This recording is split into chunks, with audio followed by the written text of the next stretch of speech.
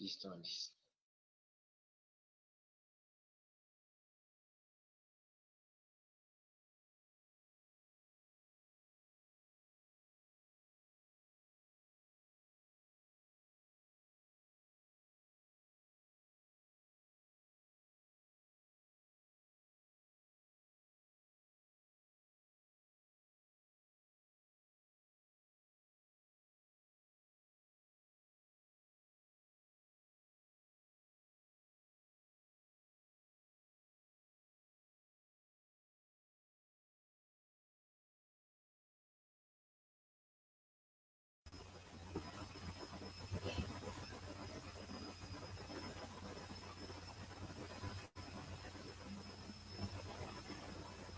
Creo que ya.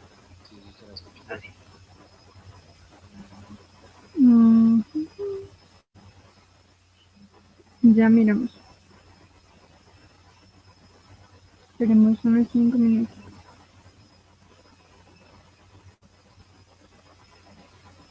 Sí, ya hay 8 conectados.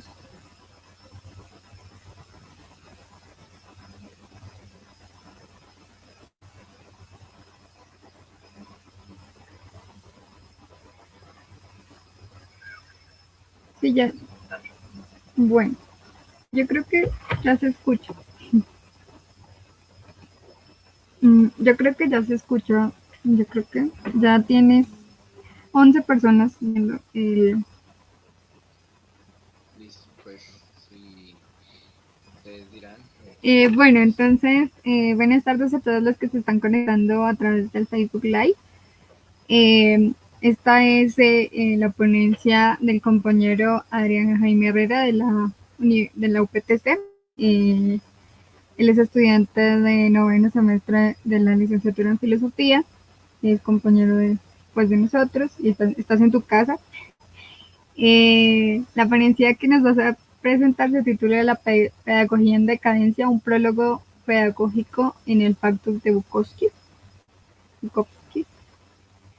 Entonces, pues abrimos el espacio de tu ponencia y pues bienvenido. Pues gracias. Siempre será para mí un gusto participar en el encuentro de estudiantes de mi universidad. Encuentro que también, pues, en estos años hemos, entre muchos, ayudado a crear y a consolidar. Pues yo iniciaré con el trabajo. Es una reflexión que se da a partir de los ejercicios filosóficos y los ejercicios pedagógicos alrededor de la obra de Bukowski.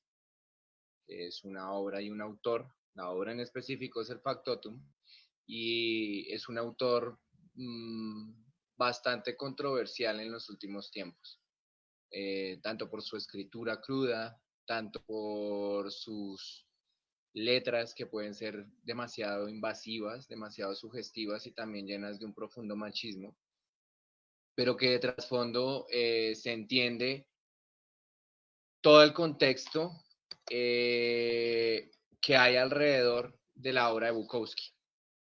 Entonces, pues vamos a iniciar. La pedagogía en la contemporaneidad se encuentra entrelazada por un número de ideas muy amplias y muy complejas. Y es cierto que están entrelazadas, relacionadas entre sí con varios campos del conocimiento que aseguran una visión periférica y horizontal posible para alcanzar todas aquellas realidades existentes. La educación pensada hoy en día de esa forma es sin duda la vanguardia del cambio y de las proyecciones de una sociedad que desea estar todo el tiempo mejorando, creciendo y aumentando sus posibilidades. Dentro del ejercicio de la docencia y del contexto educativo en general, los procesos de enseñanza-aprendizaje son mediados por la pedagogía. La pedagogía para algunos puede ser entendido como ciencia, para otros concebido como disciplina. Lo cierto es que la pedagogía, ya sea ciencia o disciplina, tiene un objeto de estudio y no es más otro que la educación. La pedagogía se fundamenta en el conjunto de herramientas teóricas, metodológicas y prácticas que le permiten al docente asimilar y comprender los contenidos de las diferentes disciplinas para interpretarlos y transformarlos en vectores de la enseñanza. De ahí su importancia, la de la pedagogía, obviamente, dentro del contexto educativo. El papel de la pedagogía dentro del contexto educativo es determinante para la construcción del conocimiento. En ella se consolida la educación más allá de una transmisión de saberes, pues si bien la educación se forma a partir de los procesos del individuo para llevarle a adecuar sus costumbres, valores y formas de comportamiento, es mediante la pedagogía como disciplina donde el individuo comprende a través de un saber reflexivo la importancia de su cultura y el impacto que genera su formación para su vida en sociedad.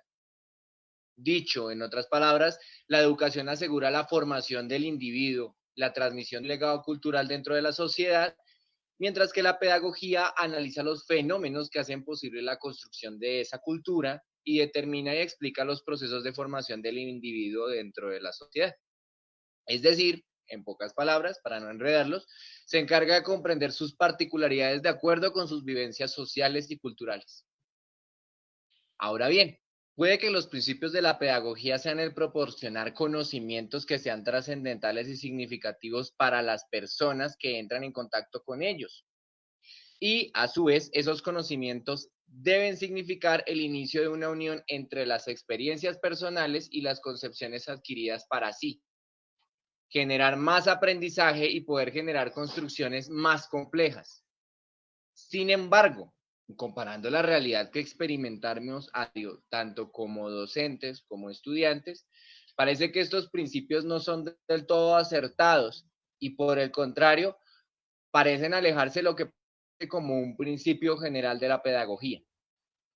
Dado que no se necesita un análisis demasiado profundo de lo cotidiano, de la cotidianidad como concepto, para entender que en gran parte de los sectores sociales la educación y la pedagogía son completamente útiles como herramientas para supervivencia. No cabe otra opción más sólida que entender los profundos motivos que llevan a la sociedad a pensar cuál es su desarrollo como sociedad en sí misma. Un momento. Y asimismo, cargarse de los principios de la educación como si esto tradujese en una sociedad sin valores y con graves problemas para discernir la realidad de forma objetiva y clara. Esto entendiendo que no es posible ser completamente objetivo, eso creo que queda entredicho, ya que la personalidad siempre juega un papel fundamental dentro de la interpretación. Una vez expuesto esto, es claro que las visiones existentes acerca de la pedagogía, la educación y los modelos educativos no son más que sueños. Existe un deseo ferviente de poder trascender a través de la educación, pero no es más que eso, un sueño. La realidad claramente es otra. Nos encontramos frente a una sociedad, un sistema que parece abandonar las necesidades básicas de las personas, puesto que no van ligadas a esas mecánicas de un mercado y a esas mecánicas de una economía factible, realizable. Una sociedad con libres pensadores no permite prosperar el núcleo de asalariados y de trabajos asalariados. Una mecánica simple, pero bastante efectiva hasta hoy en día, puesto que permite que los trabajadores sean fragmentos, pequeñas piezas de una maquinaria en potencia, cuya finalidad no sea otra que generar ganancias.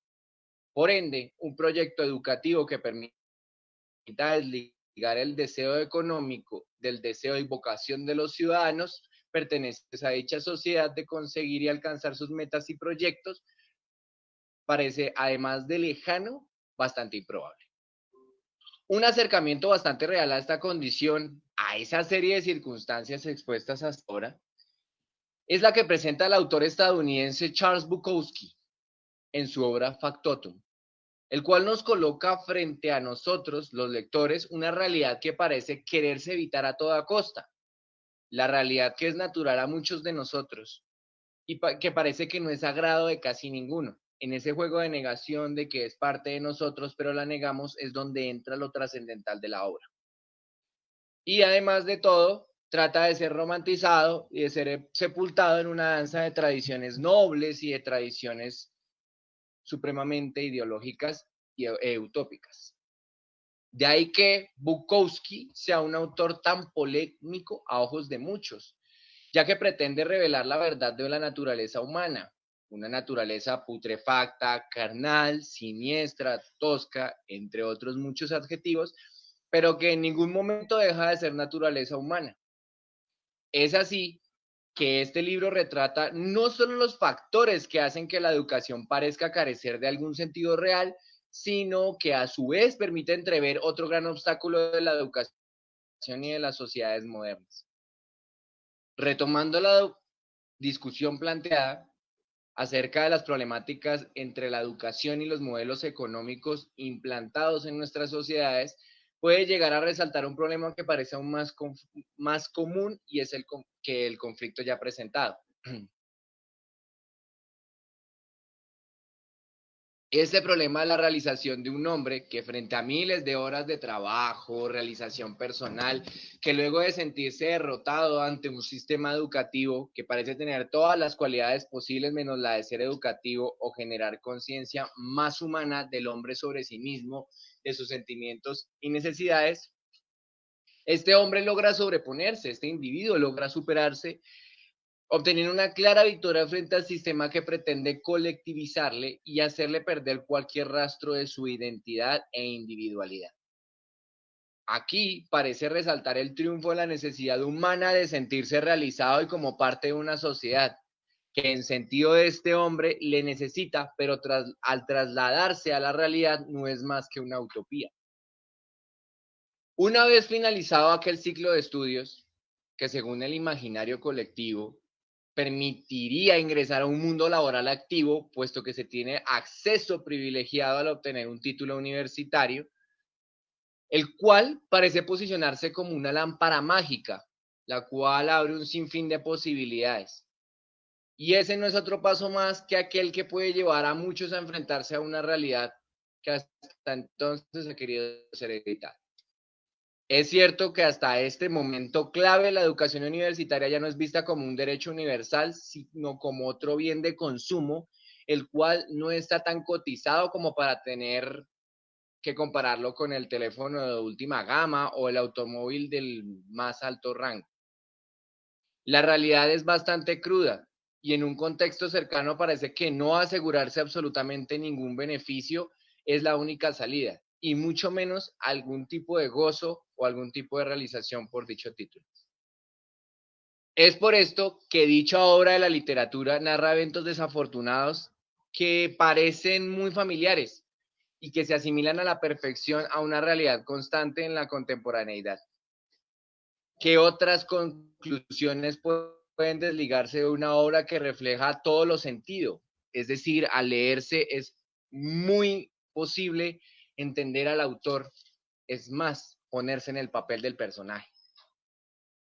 La obra es desabrida, descuidada, ordinaria y carente de cualquier belleza estética que pretenda rescatar esos dones, como en la mayoría de otros tipos de literatura, como los motivacionales o los pedagógicos, por ejemplo.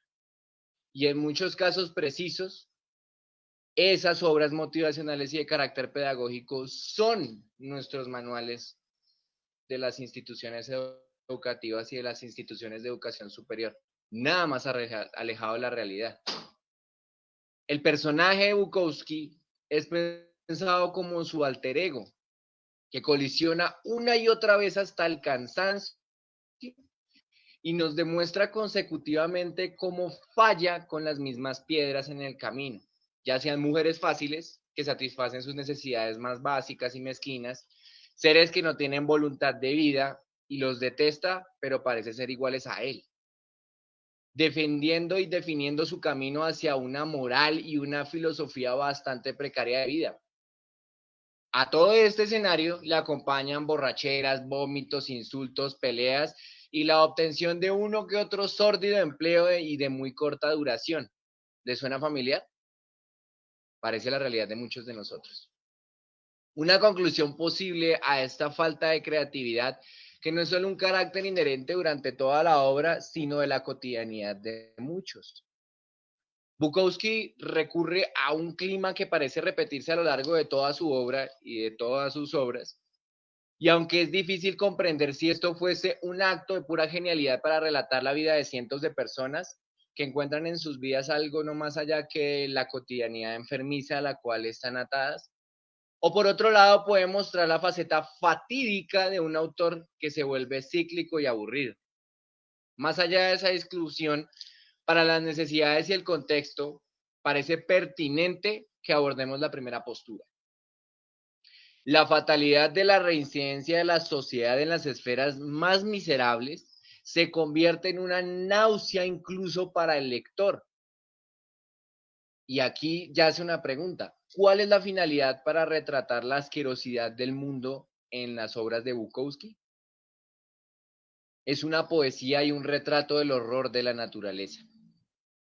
Es cierto que el libro de Bukowski en cuestión es una novela, pero la narrativa no escapa o no debería escapar a la utilización bella o estética del lenguaje, sobre todo cuando se tratan de este tipo de temas en los que el escritor y el lector deben evitar con esmero el hecho de caer en la banalidad de contar algo sórdido porque sí, porque causa morbo o porque el lector negligente le puede resultar simpático, de acceso rápido y sencillo, convirtiéndose así en un simple producto para vender. Pueden discutirse abiertamente cuántas son las causas que llevaron a Bukowski a desenmarañar a semejante creación, y tampoco sería correcto retratar de nuevo el problema de la educación en contra de la economía, agregando el valor sustancial del uso de la literatura. Por consiguiente, la literatura como representación fáctica de las realidades presentes, pasadas y en casos de enorme genialidad de sus autores, las futuras, pueden exponerse sobre la mesa aquellas crisis silenciosas, llamadas así por la filósofa norteamericana Martha Nussbaum en su libro Sin fines de lucro, ¿por qué la democracia necesita de las humanidades? Y que únicamente significa un cambio abrupto de las necesidades de las personas, y esto se ve reflejado en este tipo de literatura. El caso particular de la obra de Bukowski podría representar a la perfección una crisis latente en la sociedad, aunque no solo en la literatura puede evidenciarse, sino que puede también estar de forma directa en otras representaciones artísticas. Sin embargo, parece tomar fuerza en el campo de la literatura, la música, la cinematografía y el campo de los videojuegos. Las artes, las cuales se definen como la máxima representación de la emocionalidad humana, como el estandarte del sentimiento de individuos y sociedades, pueda reflejar tal nivel de descomposición social, lo cual significa que ya es una señal de alerta. Sin embargo, parece que aunque las señales son evidentes y no pueden ocultarse, hemos decidido de manera conjunta omitirlas. No están, desaparecen del mapa. Parece entonces que sobre este punto la literatura refleja un malestar social. Hasta este momento, el momento sociohistórico en el cual nos desenvolvemos, la premisa que postulaba que la universidad debe ser un lugar del máximo esplendor del conocimiento, aspirando a comprender lo que sucede en las sociedades en las que se encuentra la universidad, a fin de ayudar a construir alternativas para la mejora de las mismas, se ha diluido a favor de la inmediatez, lo productivo, la estandarización y la aspiración a la excelencia. Ese individualismo y la lucha de poder como medio de menospreciar al otro, y los hacia el saber, la descontextualización y ese academicismo mal entendido como síntomas ineludibles del Bauman acuñó en su obra La modernidad líquida. Muestra de todo ello es que actualmente tiene escaso valor para nuestro tiempo la dedicación a la tarea reflexiva, el debate con los alumnos y colegas, o tan solo el debate de cualquier persona cercana. Preparar de manera minuciosa las para un docente para provocar en sus estudiantes que rediseñen sus saberes y anhelen a elaborar un juicio propio sobre cada temática, compartir espacios académicos investigativos más allá de los propios recintos escolares universitarios de los cuales nos sentimos cómodos, y promover que los futuros profesionales se planteen el porqué la situación sociopolítica actual no es el escenario de las universidades ni las escuelas. Dicho de otro modo, la realidad reflejada en cualquier expresión de la cotidianidad, pero en específico de nuestro ejemplo en la literatura de Bukowski, no demuestra otra innegable verdad que la crisis que atraviesa la educación contemporánea. Un hombre representado a sí mismo en la literatura que busca un sustento de vida al serle completamente inútil sus sueños, sus deseos, sus estudios superiores, esa llave mágica. Sobre este punto ya no parece una obra de ficción, parece un discurso cotidiano. Del mismo modo, evidencia hasta qué punto ha caído la identidad humana, la cual debe adaptarse a unas condiciones de vida casi que invivibles y especiales. Ya es cierto que nadie puede sentirse a gusto con su vida y no parece acoplarse a una vida que le pide ir mucho más allá de sus capacidades, mucho más que cualquier situación a la que podría haberse preparado. La miseria de la vida humana y las condiciones de la realidad a la que se enfrenta son motivo de preocupación constante. Sin embargo, no parece que se encuentre una solución pronta. Una forma de remediar esta postura, la pedagogía en la modernidad, ciertamente ha dado saltos acrecentados en investigaciones y posturas científicas alrededor de las áreas del conocimiento y alrededor del concepto de la niñez. Pero a pesar de todos estos avances y como podemos notar día a día, el conocimiento tan solo por sí mismo y a la incredulidad de las masas. Esta vasta cantidad de conocimientos puestos a disposición de jóvenes en formación, parece que sus posibilidades podrían pensarse como extensas, pero realmente han descuidado una parte trascendental de la faceta del crecimiento individual, su humanidad. En pleno siglo de las luces, a mediados y finales del siglo XVIII, la humanidad iniciaba sus primeros avances significativos en varias áreas del conocimiento, en áreas máximas del conocimiento. Para esa época, uno de los grandes avances fue el postulado por el filósofo Emmanuel Kant. En un artículo publicado en el año de 1784, Kant responde a la pregunta ¿qué es la ilustración? La cual explicaba que la mayoría de edad y la minoría de edad eran las condiciones en las cuales se enmarcaban las sociedades y los individuos en esas sociedades. Pero en cuestiones más morales e intelectuales, las cuales en los siglos venideros establecerían los límites jurídicos de esta medida. La diferencia entre estas posturas son básicas.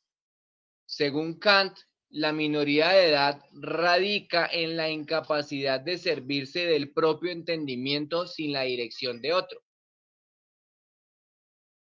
Uno mismo es culpable de esta minoría de edad cuando la causa de ella no es un defecto del entendimiento, sino la falta de la decisión y la determinación y un ánimo para ceñirse con independencia sobre sí, sin la necesidad de otro.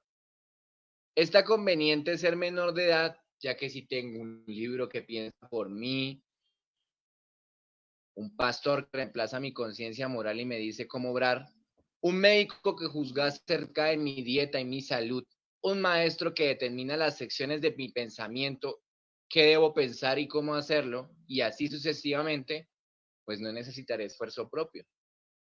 Con solo poder pagar no tengo necesidad de pensar.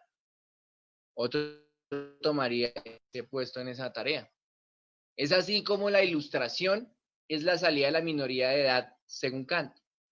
El hombre por sí mismo es culpable de ella.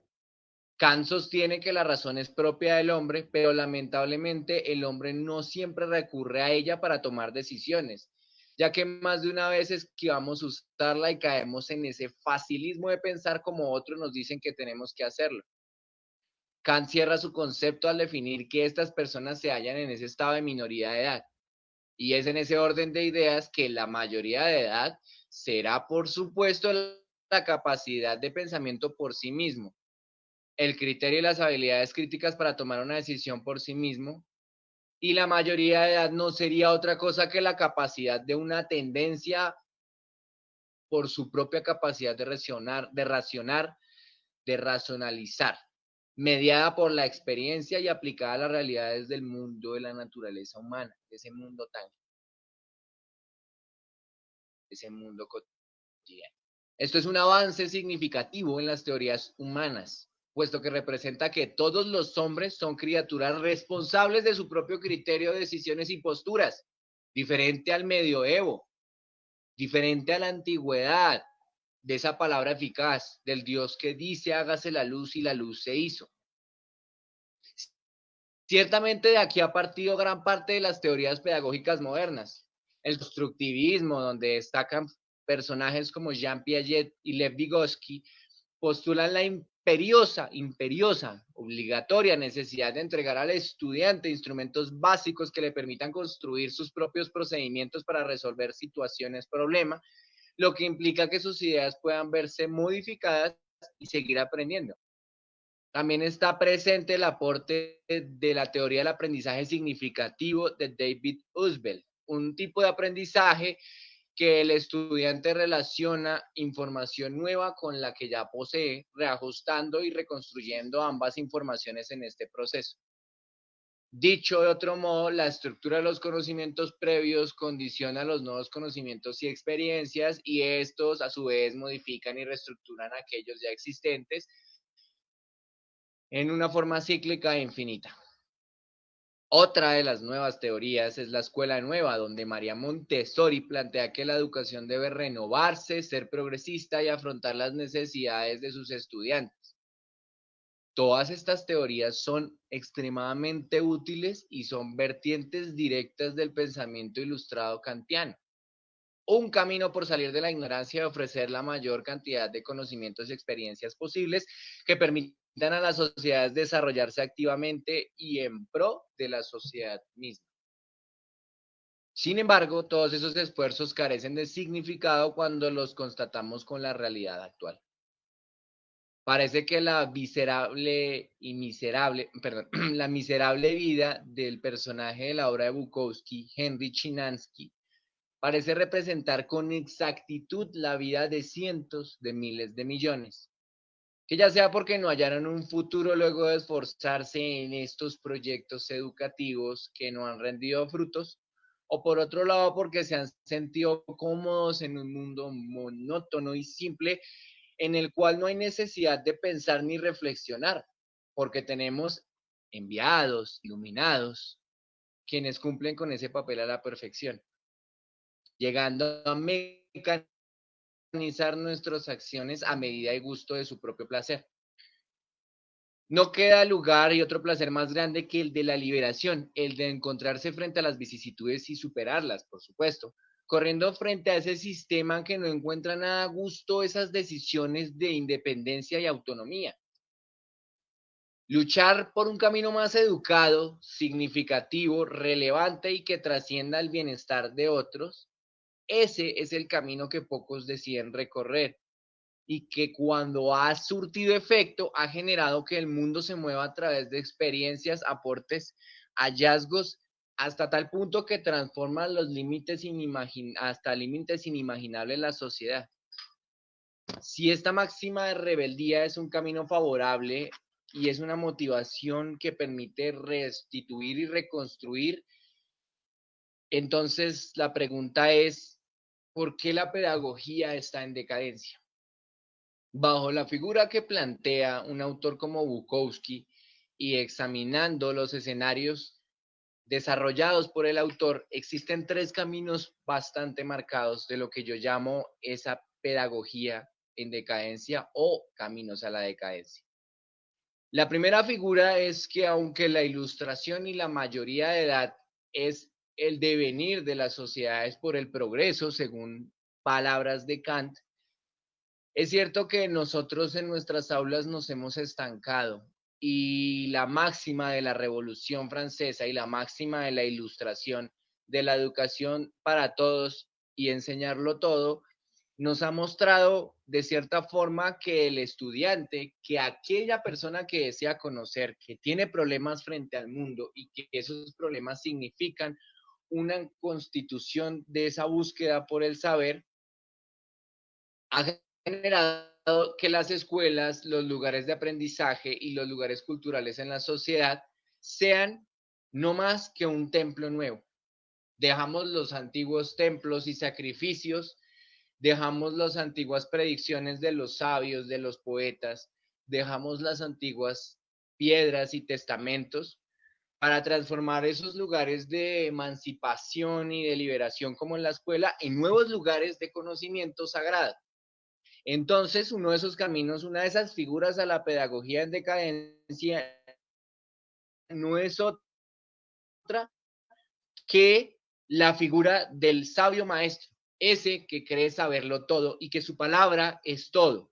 Esa es la figura más trascendental dentro de esa pedagogía en decadencia, que muestra a ese sujeto que desea aprender en esa relación de enseñanza y aprendizaje, motor fundamental de nuestras pedagogías modernas, en donde el sujeto que desea aprender es un sujeto pasivo, sin voz y al cual le es apagada su curiosidad, ese principio de inocencia que le mueve al mundo y no es apagado por sí mismo, sino porque la imponente luz de un sabio maestro le dice cómo pensar, cuándo hacerlo y cómo hacerlo. Ese camino del sabio maestro lleva al segundo camino de la pedagogía en decadencia. El segundo es esa moral y el dogma de la escuela. La escuela pensada como un lugar de instrucción y mecanización de la pedagogía. No es un lugar para el encuentro de los cuerpos, del abrazo, del juego, de la pregunta, sino es un lugar en el cual se manifiesta únicamente el adoctrinamiento y el dogma. Y dogma, pienses en cualquier estado en el cual pueda llegar a darse unos principios del autoritarismo y el totalitarismo, pero no en sentido político, sino en sentido vivencial. Formar metro de distancia, 7 pm, misas, llamadas, horarios, timbres, camina, sale, alza, levanta. Foucault definía en Vigilar y castigar a las escuelas también como un gran panóptico que permitía la vigilancia. Ya evidenciaba Foucault que las escuelas no eran lugares para el aprendizaje, para el descubrimiento del mundo, para el entenderse como parte del mundo, sino profundos lugares de adoctrinamiento, profundos lugares en donde la moral y el saber ser, el preocuparse más por el, se transformó en el discurso de las escuelas. Tanto que las escuelas se preocupan más en pensar la misión y la visión de la institución que en la relación entre los seres humanos. Y en el peor de los casos, llega ese tercer camino a la pedagogía en decadencia y es la producción, el academicismo y el capitalismo académico. Las escuelas, en especial las academias de educación superior, sean técnicas, tecnólogas o universitarias, han definido la educación únicamente como el camino de la productividad, inmersas en palabras Foucaultianas, en esos discursos, en esos regímenes de veredicción, donde únicamente es válido el pensamiento de la productividad, en donde no se mide cuáles son los problemas, cuáles son las motivaciones, que te mueve a ti y para el mundo, cuáles son las cosas que hacen que todos los días sean diferentes. El pilar fundamental del aprendizaje es la figura del niño en el Zaratustra de Nietzsche. Ese niño que se asombra ante el mundo y en su asombro es capaz de afirmarse y es capaz de comprender y transformar. Ese grado de afirmación no existe.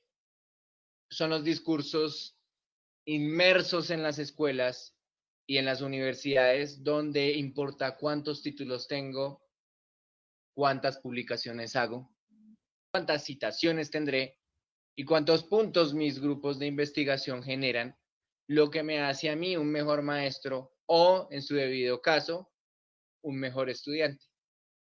Ese profundo capitalismo académico ha llevado a que las universidades se transformen en grandes industrias de la producción y de la productividad, dejando a un lado la necesidad. Allí, teniendo esa idea de la ilustración y siguiendo la postura de Martha Nussbaum de por qué las humanidades son necesarias en las escuelas, de por qué las democracias necesitan de las humanidades, es que yo establezco la pregunta de ¿para qué enseñar filosofía? La enseñanza de la filosofía es una forma de resistencia, pero hay que tener cuidado. La filosofía también puede presentar estas tres figuras de la decadencia. La filosofía tiene maestros sabios, grandes figuras como define Nietzsche en el ocaso de los ídolos que al golpearlas suenan ecos. Esas mismas figuras que en sus alegorías él define como estos maestros en la filosofía, que son aguas que aunque son profundas, no lo son, son aguas pandas. Y él mismo lo dice, ustedes temen a las aguas profundas, yo temo a las aguas superficiales. Esas aguas superficiales bañan las escuelas y bañan la filosofía, lo mismo una filosofía camuflada de moral, de dogma y de institucionalización de la filosofía en el sentido de no llevar la filosofía a la escuela, sino que la filosofía sea un estilo de escuela dogmática y un estilo de escuela formadora de valores y no problematizadora de sus valores. También la productividad del academicismo capitalista de las universidades queda en evidencia en la filosofía. La filosofía debe poder liberarse y tiene las capacidades de hacerlo, porque el gran don de la filosofía ha sido reinventarse, ha sido buscar otros espacios. Y estos caminos de la pedagogía en decadencia y este prólogo pedagógico de la obra de Bukowski no es otra que la pregunta de por qué se debe enseñar filosofía. Y la enseñanza de la filosofía está atada en su origen a pensarse los problemas que nos arrimen a sentirnos parte de la naturaleza, a través de conceptos, claramente, a través de reflexiones profundas y de todos los ejercicios que la filosofía a través de la escritura y la oralidad permite.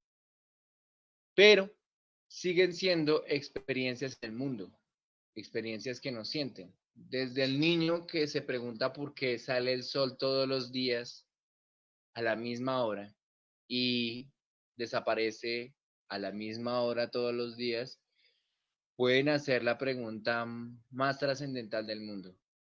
Y en ello es que la filosofía es necesaria y es aún más necesaria que la pedagogía de herramientas de emancipación y de afirmación a la condición humana.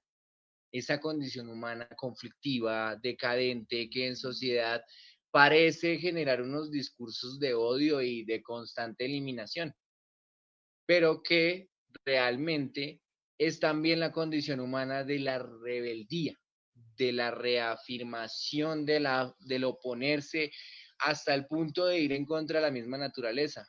Como especie, nuestra gran virtud ha sido, ya sea adaptarnos al medio o adaptar el medio. Y en esa condición de rebeldía casi natural, que entra en disputa con su misma condición de guerra y de destrucción, es que en la diferencia y en el choque se produce sociedad. Y unas sociedades mejores o peores, no en sentido moral, sino sociedades mejores o peores que tan solo la historia puede juzgar. Esa máxima de rebeldía es un camino que permite restituir. Y si no hacemos este tipo de reflexiones, si no establecemos procesos de afirmación y de reconsideración del quehacer pedagógico, más hablando del caso de la UPTC, que es una de las grandes aulas magnas en enseñanza en el país, no queda otra opción que tomar el papel de Henry Chinansky, descrito en la obra Factotum de Bukowski, y es sentarnos frente a la ventana de un gran hotel, tomar el alcohol más barato que encontremos y esperar a que la muerte venga a reclamar que por derecho le pertenece. Gracias.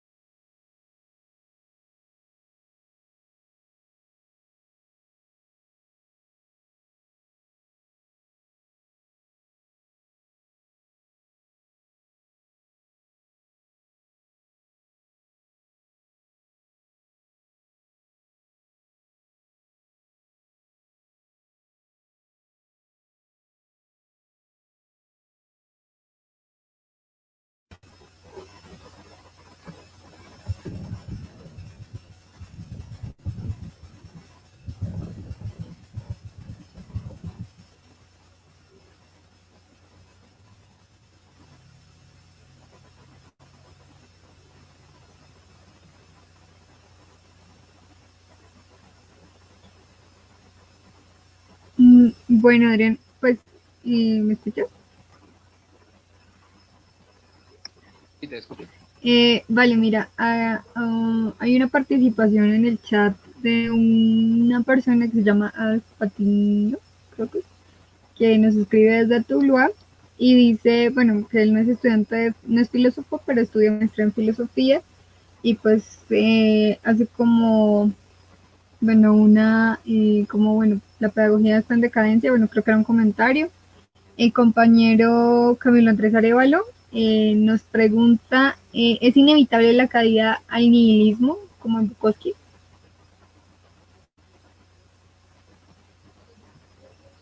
No sé. Yo podría definir el nihilismo, no sé si también dentro de la figura de ese nihilismo activo o pasivo.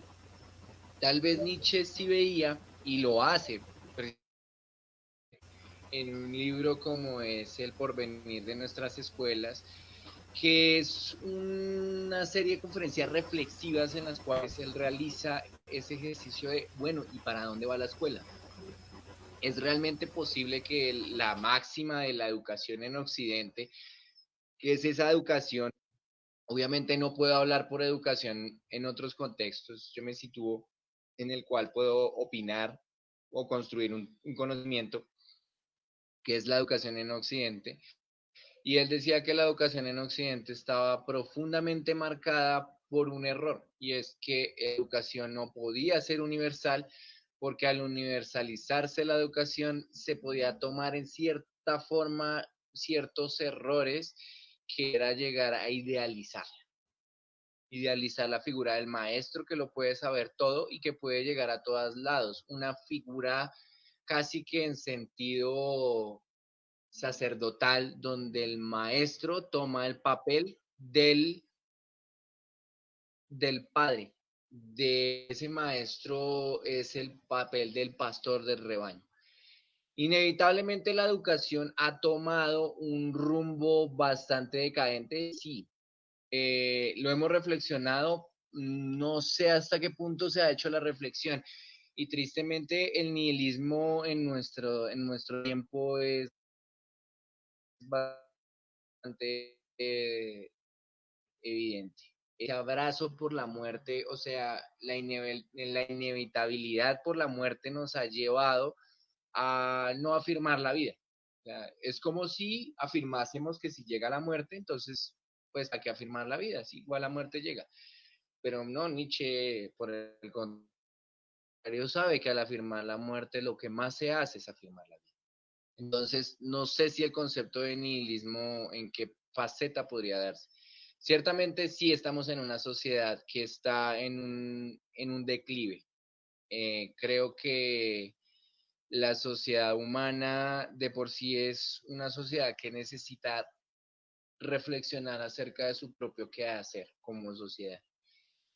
Y principalmente los individuos, y en especial los individuos que estamos inmersos en el mundo de la educación, debemos reflexionarnos sobre nuestros propios quehaceres y empezar a pensar hasta qué modo nuestra inevitable condición humana deja de ser un carácter negativo, o dejamos de ponerle unas condiciones moralizantes como de buenos o malos pedagogos y todo ese juego que tal vez plantea Nietzsche en la genealogía,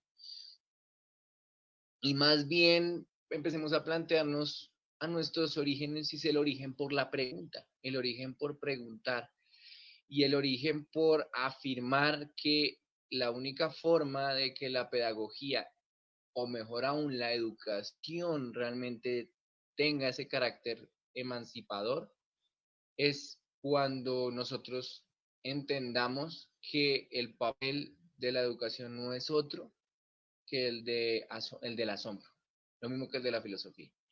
Y no es el papel del asombro, me voy a sentar en un parque a esperar que me asombren. No, es ese papel del asombro que busca afirmarlo, que busca afirmar la vida y entenderla como un constante devenir de unas acciones y de unos quehaceres, del aprendizaje.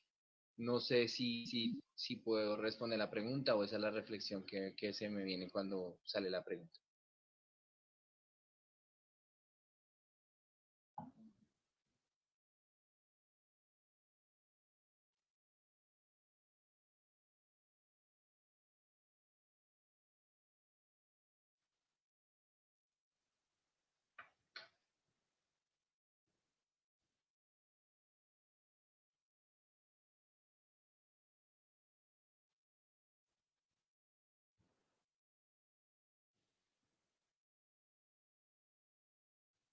Y también agradecer a todas las personas que están viendo el live y que lo compartieron, pues para permitir como el acercamiento de estas discusiones filosóficas a las redes sociales y pues que también han estado pendientes a través de todo el evento.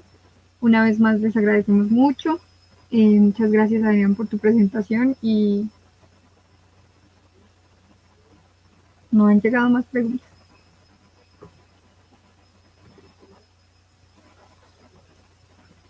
Igual si en algún momento alguien que está viendo la transmisión tiene alguna pregunta o bueno, algún comentario lo pueden hacer en el chat del video, del live, y pues Adrián estaría pendiente para responder sus inquietudes, al igual que los ponentes que han expuesto todo este tiempo. Si tienen alguna duda o alguna inquietud pueden escribir al chat y pues estaremos pendientes para responder. Vale, Alice. Gracias y gracias a todos por estar aquí. Bueno, regálame un segundito y muchas gracias a todos y esperamos que sigan pendientes de las últimas actividades del Encuentro Nacional de Estudiantes de Filosofía. Hasta luego.